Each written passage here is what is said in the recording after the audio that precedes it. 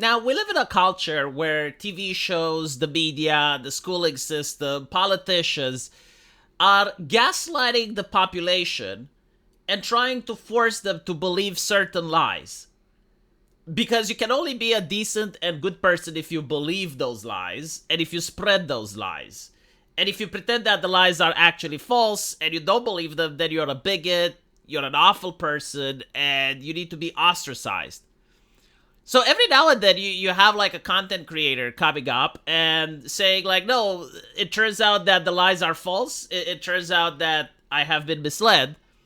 And you get to see how those content creators get like 2.6 million views. And everyone is listening and it's like, wow, yeah, like that's actually true. That's correct.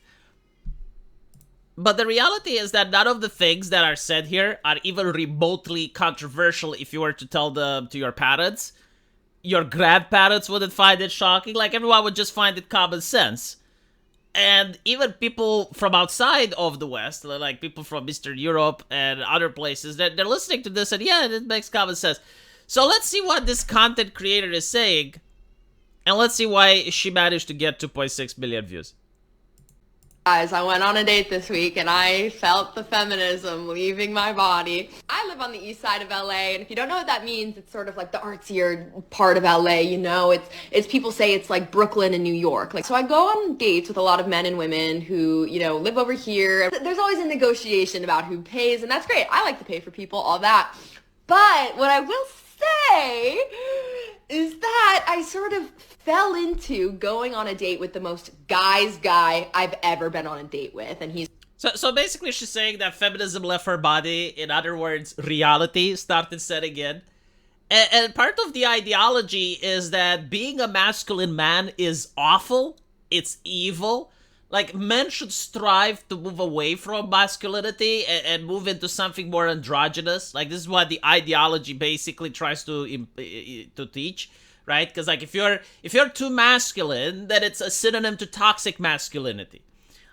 So basically, like, she was told, like, do not date these types of guys. You know, you need to date the soy boys. You need to date like the corporate wage cage type of yes men that have not a single assertive bone in their body, that believe in all the correct things, they say the correct stuff, they vote Democrat.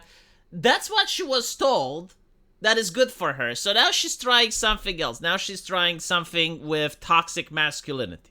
He's from West, you know, Santa Monica. He's a bro, right? A guy's guy is usually not my type. Like, I cannot remember the last time that I went on a date with like a straight bro, you know what I'm saying? But it befell me. It befell me in an organic fashion. So I'm on this date with this guy, and the thing about a guy's guy is he's putting his card down. He's paying for everything. And I really it sort of activated something feral in me, I'm not gonna lie. We went to like another bar, and he was gonna go to the bathroom, so I was getting prepared to pay for our drinks because he's been paying all night. Of course I'm gonna pay for the next round, but as he's going to leave for the bathroom, he turns to me and he hands me his credit card, and he goes, here's my card, get us whatever. It might be time for me to get away from all these, you know, liberal snowflakes on the east side. So basically, the reason that she's having this mental disconnect is because the ideology that she was taught doesn't fit with reality, right? So feminists believe what this guy was doing is called benevolent sexism. They actually assign intent to this type of behavior, and they will say, well, because a man thinks that a woman is weaker, like she's not capable of paying for herself, so like you're imposing dominance by paying, right?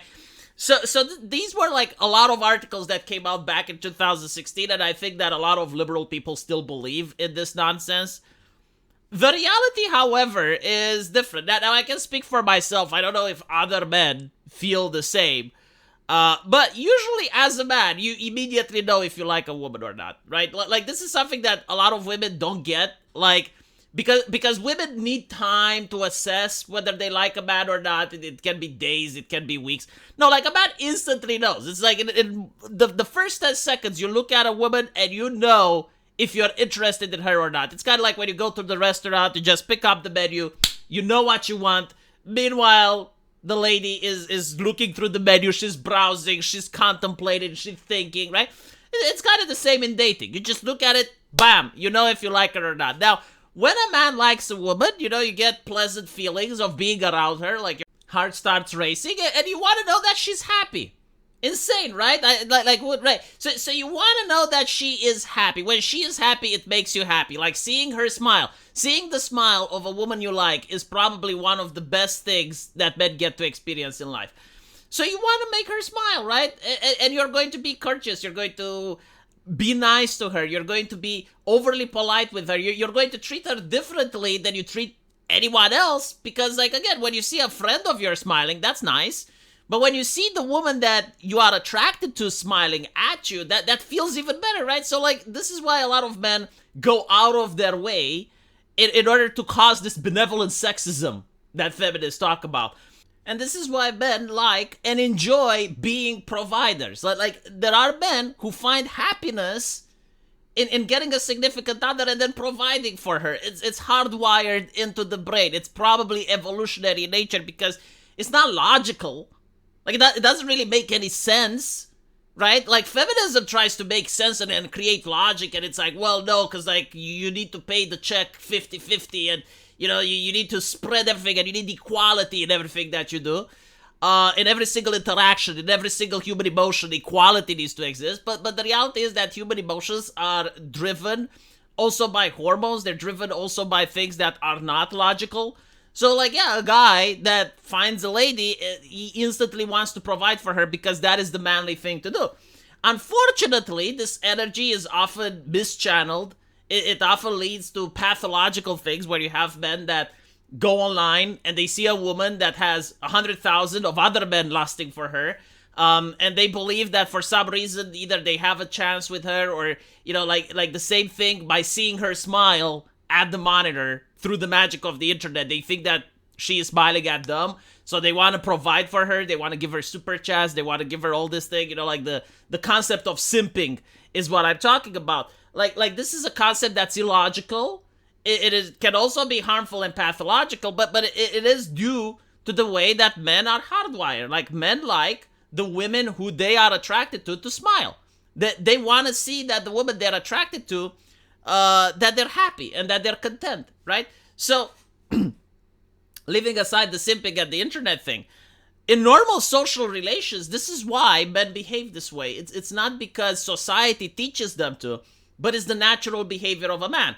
The only thing is, like, when society teaches them not to behave this way, or when women realize that some men behave this way and they try to be manipulative and take advantage. Like, for instance, there are many Reddit forums and many places where women say, yeah, I'm not interested in dating. I don't want to have anything to do with a man, but I get free lunches. I get free dinners, right? So, like, they're basically trying to manipulate the men in order for them to pay for the meal. But at the end of the day, the act of paying, it's not necessarily, you know, the concept of paying for a meal. The concept of providing is really what we're talking about. And this is, like, genuinely hardwired into the brain of men. It's evolutionary in nature. So I think, like, women are also programmed to react positively to this. And it's probably not genuinely just women. It's like, as a person, right? You like it when someone is being nice to you. You like it when someone is doing things to you. So like, this is just natural human behavior. And what this lady is experiencing is like, okay, well, this ideology, this lifestyle was teaching me one thing, but when I'm actually getting exposed to, like, the normal way of things, the natural order of things, I feel flattered. Like, I feel, as she explained, like, she felt something primal. She actually experienced something primal about it. And no university professor or journalist or content creator can rationalize that away. So this is why this video got 2.6 million views. I found it very interesting. Especially when you go into the comment sections, there's a lot of people that are laughing, but there's also people that are upset. It's like, no, you shouldn't feel this way. You should spread the check. You should pay 50-50 and blah, blah, blah. So anyway, right, let me know what you guys think about this. And as usual, I will see you guys in the comment section. Take care.